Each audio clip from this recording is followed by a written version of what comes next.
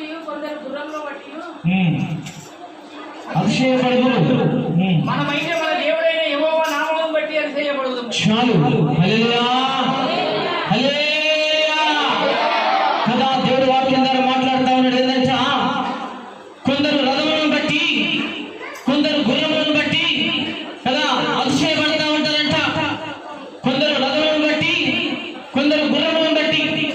చూడండి, మరి ఇంతకుముందు కాలంలో ఆదాయము ఆస్తి ఏమైనా ఉన్నది అంటే కదా రథాలు, గుర్రాలు, భూములు, స్థలాలు ఎంతమందికి ఎక్కువ ఉంటే ఆ యొక్క ఆస్తి అది.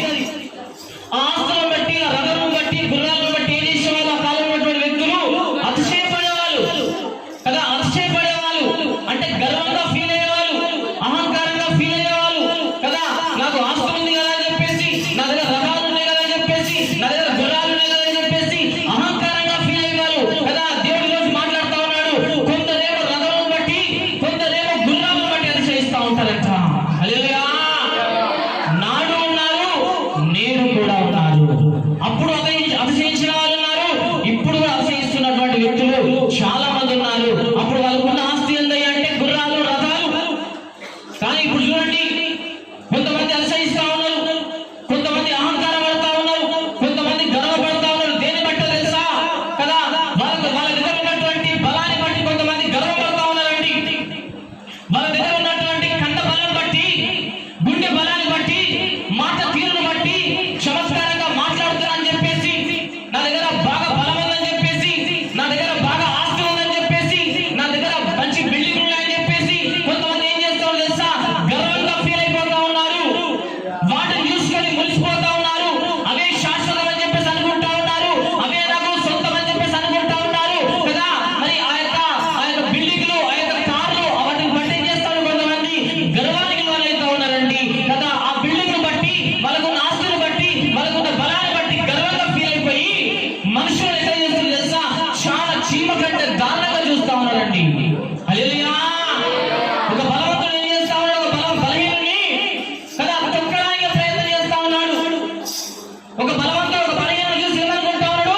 తొక్కడానికి ప్రయత్నం చేస్తా ఉన్నాడు కదా. కొంతమంది మాటలు బాగా మాట్లాడుతూ ఉంటారు, చమత్కారంగా మాట్లాడగలుగుతూ ఉంటారు, 10 మందిలో హడావిడిగా మాట్లాడుతూ ఉంటారు, రౌడీసంగా మాట్లాడుతూ ఉంటారు, ఒకరిని భయపెట్టేట్టు మాట్లాడుతూ ఉంటారు.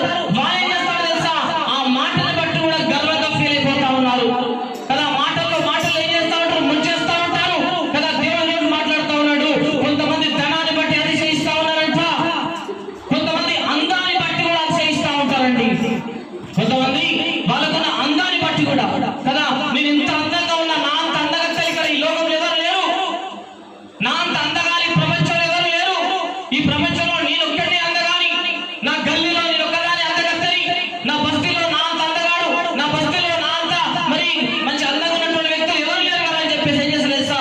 దాన్ని బట్టి కూడా కొంతమంది గర్వంగా ఫీల్ అయిపోతా ఉన్నారు. చూడండి బిడ్డ కదా, మనం ఈరోజు దేవుని నమ్ముకున్నాము, ఈరోజు మనం దేవుని ఆరాధిస్తా ఉన్నాము, యేసయ్యను నమ్ముకున్నాం కాబట్టి ఏ విషయంలో కూడా నువ్వు గర్వం చెందడానికి వీల్లేదు. ఏ విషయం కూడా నీకు ఏం రావద్దు? గర్వం రావద్దు. ఏ విషయంలో కూడా నీకు అహంకారం రావద్దు. ఏ విషయం కూడా నువ్వు అతిశయపోవద్దు కదా. దేవుడు ఏం చేస్తా ఉంటాడు? కొంతమందిని దీవించి చూస్తా ఉంటాడు, కొంతమందిని ఆశీర్వదించి చూస్తా ఉంటాడు. ఏమి లేని టైంలో నువ్వు ఎట్లయితే ప్రార్థిస్తా ఉన్నావో, ఏమి లేని టైంలో దేవుని స్తుతిస్తా ఉన్నావో, ఏమి లేని టైంలో దేవుని దగ్గర ఎట్లా అయితే కన్నీరు కారుస్తా ఉన్నావో, నీకు అన్ని వచ్చిన తర్వాత కూడా, నీకు అన్ని దేవుడు దీవించిన తర్వాత కూడా అంతకంటే 2 గంటల వెంట ఎక్కువ ప్రార్థన ప్రయత్నం చేయాలను. హల్లెలూయా. కానీ ఏమైంది తెలుసా? ఈ మధ్య కాలంలో కొంచెం అభివృద్ధి రాగానే, కొంచెం ఆశీర్వాదం రాగానే, కొంచెం పైకి రాగానే, కొంచెం మరి ఆ యొక్క ఆస్తులు సంపాదించుకోగానే ఏమైంది తెలుసా? దేవుని మర్చిపోతా ఉన్నారు, దేవుని బిడ్డల్ని మర్చిపోతా ఉన్నారు, దేవుని సేవకులు మర్చిపోతా ఉన్నారు, దేవుని మందిరాన్ని అసలే మర్చిపోతా ఉన్నారండి. ఎందుకో తెలుసా? వాళ్ళు ఏం ఏర్పడతా ఉంది? గర్వం ఏర్పడతా ఉంది, వాళ్ళు అహంకారం ఏర్పడతా ఉంది, వాళ్ళు ఈర్ష్య ఏర్పడతా ఉంది కదా. ఒక ధనవంతుడు చూసి ఏమనుకుంటు తెలుసా? బలహీన దగ్గరికి వెళ్ళి నువ్వేంద్రా వికారంగా ఉన్నావు అని చెప్పేసి అనుకుంటా ఉన్నాడు. నువ్వేంద్రా వికారంగా ఉన్నావు అని చెప్పేసి ఏం చేస్తారు? లోకం ఎగతాళిగా మాట్లాడుతూ ఉంటారండి. ఈ లోకం ఏం చేస్తా ఉంటుంది? ఎగతాళిగా మాట్లాడుతూ ఉంటది. వాళ్ళ దగ్గర ధనాన్ని బట్టి, బలాన్ని బట్టి ఏం చేస్తారు తెలుసా? ఎగతాళిగా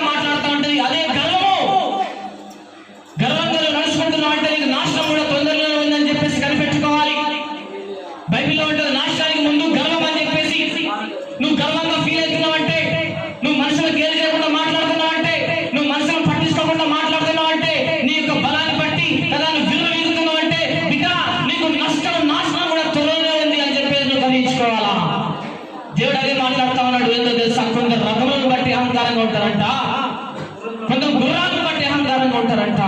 ఇంతమంది కాలంలో మరి గుర్రాలు రథాలు ఎంత ఎక్కువ ఉంటే అంత గొప్పవాళ్ళు. కానీ మనం ఏం చేయాలో తెలుసా కదా, ఏమున్నా లేకపోయినా మన దగ్గర ఆస్తి